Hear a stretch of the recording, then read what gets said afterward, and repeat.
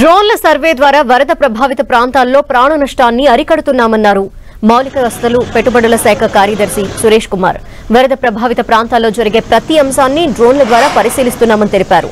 ఆయా ప్రాంతాలకు డ్రోన్ల ద్వారా ఆహారం, మందులు, ఇతర అవసరాల్ని అందించేలా చేస్తున్నామని తెలిపారు.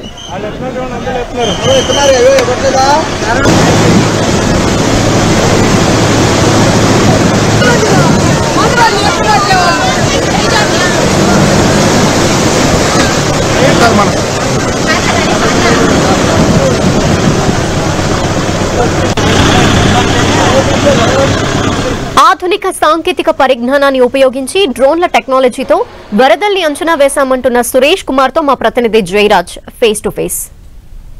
ఏపీకి ముంచెత్తిన వరదల నేపథ్యంలో అన్ని ప్రాంతాల్లో కూడా తీవ్రమైనటువంటి అలజడి నెలకొంది. ముఖ్యంగా విజయవాడ బుడమేరు పొంగినటువంటి నేపథ్యంలో విజయవాడ పరిసర ప్రాంతాలన్నీ కూడా గడిచిన 5 రోజులుగా నీళ్లలోనే ముంపులోనే ప్రాంత ప్రజలందరూ కూడా ఉన్నటువంటి పరిస్థితి. ఈ పరిస్థితుల్లో డ్రోన్ సర్వేలెన్స్ అనేది అతి కీలకమైన అంశం. ఎక్కడెక్కడ ఏం జరుగుతుంది, అటు బుడమేరు కానీ ఇటు కృష్ణా బ్యారేజ్ కానీ మిగతా ప్రాంతాల్లో ఏమన్నా మునిగిపోయాయా, అసలు ఎక్కడ ఏం జరుగుతుంది అనేటటువంటి అంశాన్ని క్షణాల్లోనే సేకరించడం, ప్రభుత్వానికి అందజేయడం, ప్రభుత్వం నుంచి ఆయా ప్రాంతాలని అప్రమత్తం చేసి ధన ప్రాణ నష్టాలు లేకుండా కాపాడే దిశగా ప్రభుత్వం చర్యలు చేపడుతుంది. దీని అంతటా కూడా మానిటరింగ్ చేస్తున్నారు. ఎన్టీఆర్ జిల్లా కలెక్టరేట్లో ప్రభుత్వ కార్యదర్శిగా ఉన్నటువంటి సురేష్ కుమార్ గారు ప్రస్తుతం మన దగ్గర ఉన్నారు. సార్, ఏం జరుగుతుంది సార్ ఇక్కడ నుంచి?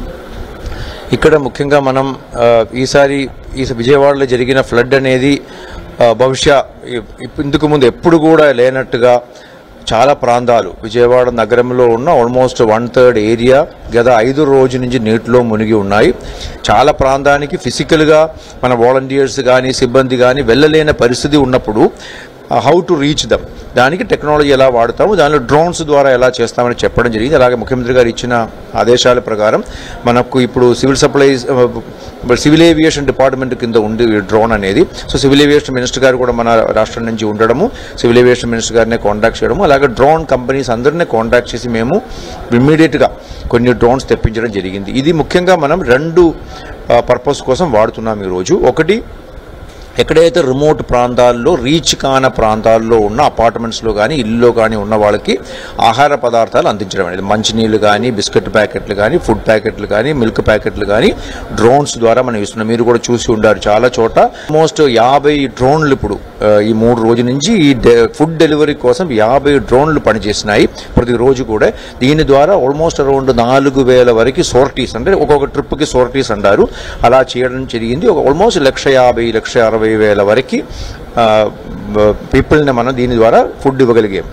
ఇక్కడ ఒక కంట్రోల్ రూమ్లో 20 మంది, ఒక్కొక్క షిఫ్ట్లో 20 మంది కూర్చుని ఈ వచ్చిన ఫీడ్ని అనలైజ్ చేసి సంబంధిత డిపార్ట్మెంట్లకి, ఇప్పుడు ఇది ఒకటి ట్రాఫిక్ మూవ్మెంట్ కోసం పనికి వస్తుంది, ఫ్లడ్ రిలీఫ్ ఇవ్వడానికి పనికి వస్తుంది.